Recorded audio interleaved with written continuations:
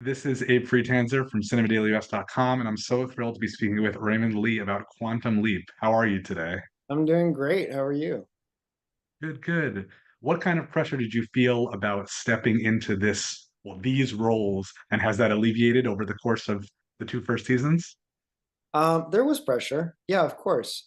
It's a beloved show, and it was not lost on me the amount of importance that the fans of the original gave it, and the amount of importance that our showrunners let us know that we had to do this right. It was my first time leading a show, and not only leading but having to follow up a show that was so loved.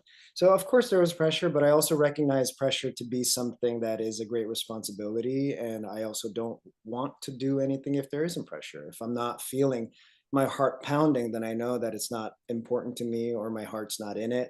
So for me, I took that as something as, hey, I'd rather go down swinging than not swing at all. So yeah, there was pressure, and now the pressure is a little different, right? I feel like that sort of the pressure to live up to the original has subsided because, not saying that we've lived up to it, but I think we've created our own show, and I think we've built our own audience, and I take a lot of pride in that. I know our entire group does, and now the pressure is to make sure that we are delivering a story to the fans that that that is sufficient, that is compelling, that is provocative, that is challenging to the viewers, that is something that is of the time, and of the future, because the show not only has to touch on the past but of what the future that we're trying to create.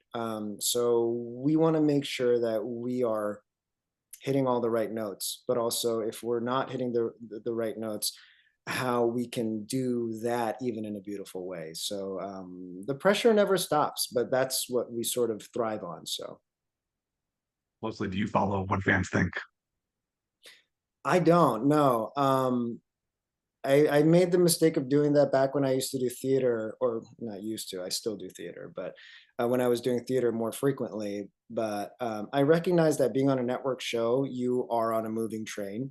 If I had shot the show a year ago, and the show aired now, I can look at the reviews and be like, okay, so that's cool. But how you read the words of others is going to directly affect my working day, because we're at the time in the first season we were, I think, 3 episodes ahead of air.